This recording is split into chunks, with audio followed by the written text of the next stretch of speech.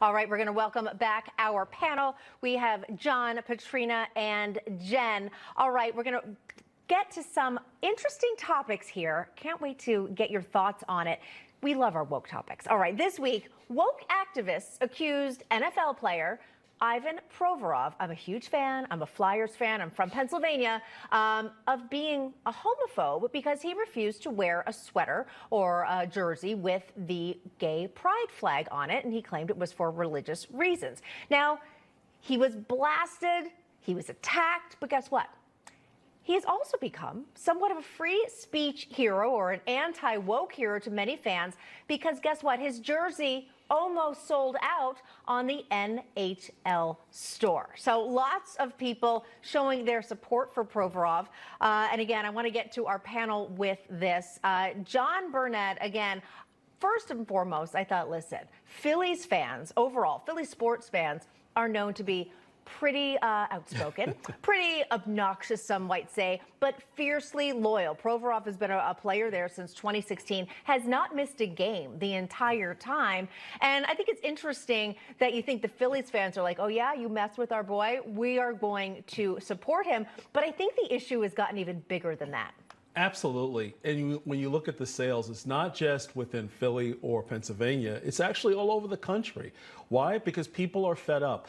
Unlike the NBA and the NFL, the NHL, you know what? They actually backed him and said that he has the right to exercise his right just like others do, right? We call that America. So kudos to him, kudos to the NHL and all of the other supporters for standing up, having a voice, and demonstrating that with the jersey sales. It's awesome.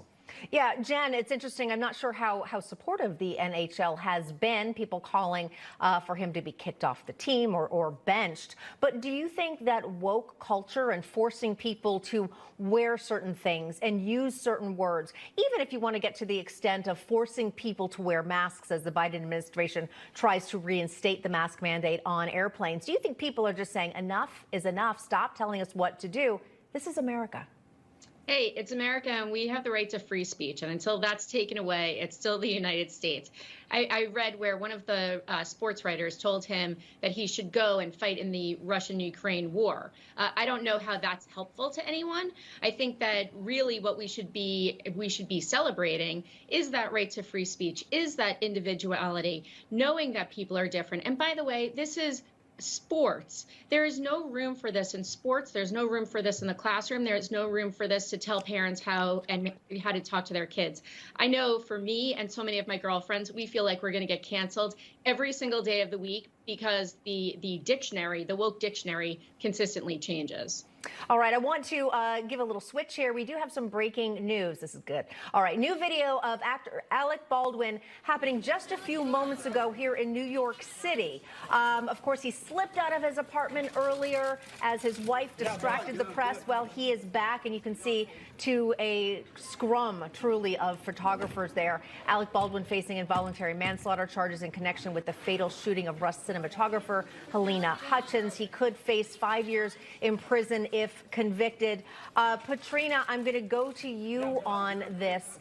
Your reaction to this scandal? Well, I think it's always a good day when we can hold the rich and the elite accountable. I mean, this was an accident, but we can't allow anybody to escape murder. Whatever happened on that set, it resulted in the death of someone. So this is a big deal, and all who are involved need to be held accountable, and that includes Alec Baldwin. John Burnett. You know, I think it's beyond an accident. It's gross negligence, right? Had he had some training, perhaps he wouldn't have pointed a gun, even if he was told that there were no rounds in the gun, and the rounds that were on set allegedly are blanks. But we know that wasn't the case. But he didn't exercise wisdom. He didn't exercise the right protocols. So therefore, he is liable to some extent. And I think the jury and the court will actually bear that.